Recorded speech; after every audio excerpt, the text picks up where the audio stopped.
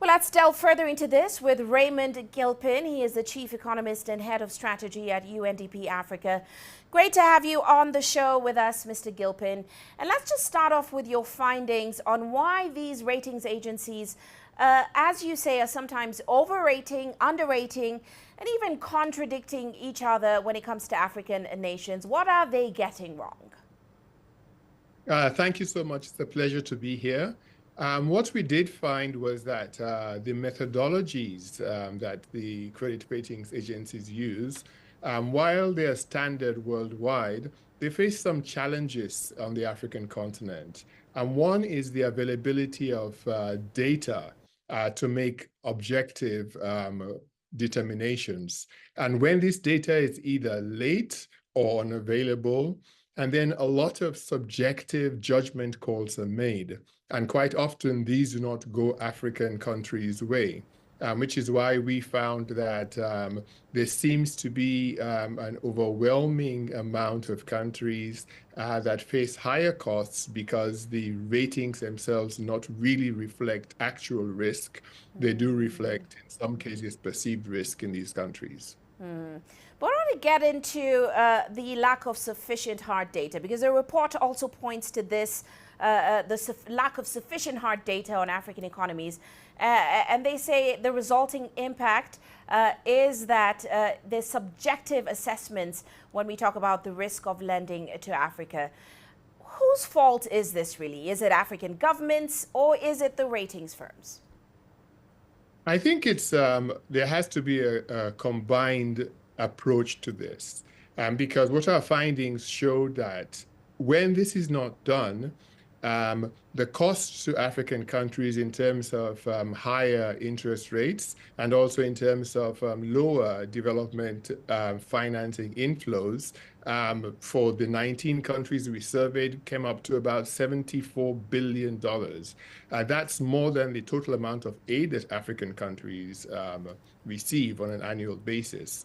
You look at the interest rates that African countries, some of the poorest in the world, pay about 12% on average, while the developed world, the calculated interest rate is about 3%.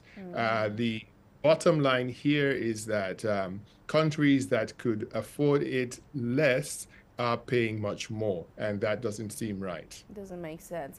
Well, then, on that note, give us some more insight into how much this subjectivity in credit ratings has cost African nations so far. Well, I think it's costing in terms of the higher interest payments. Today, over 700 million Africans live in countries that pay more in terms of debt servicing than they pay in terms of investing in health and education. So the first point I would make is that this is not just a financing issue, it's a development priority, because countries that don't invest in health and education are leaving so many people behind. The second cost is that as African countries are thinking about and talking about transitions like green transitions, energy transitions, governance transitions, infrastructure investments, the financing gap for most for African countries as a whole is about $50 billion. And if we have ratings that are actually discouraging investment flows from coming into Africa, that's problematic as well from a development financing perspective. Quite right. And of course, this is all part of that call or that cry to reform the global financial systems and the systems that don't benefit Africa. But what then are the solutions when we talk about reducing that subjectivity of Africa's credit ratings? How do we approach the ratings firms?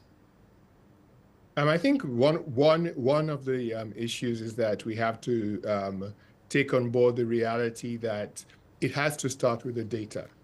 And so at UNDP, we have launched something called the Africa Credit Ratings Initiative, where we work with other institutions who are in this space, like the African Union, the UN Commission for Africa, Economic Commission for Africa, and we say, what is it that we can do to upskill African officials, to ensure that they are able to not just source the data, but understand the questions that are asked.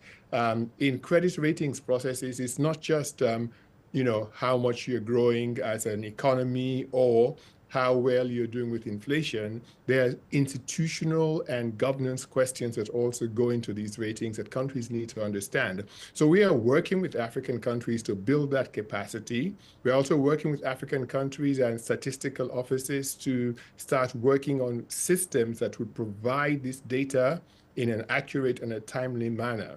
And the third thing that we're doing is that we're providing surge assistance to African countries. We're providing experts who understand this space, who will work alongside African countries to enable them to make the right decisions and to negotiate ratings that are more favorable and more reflective of actual risk.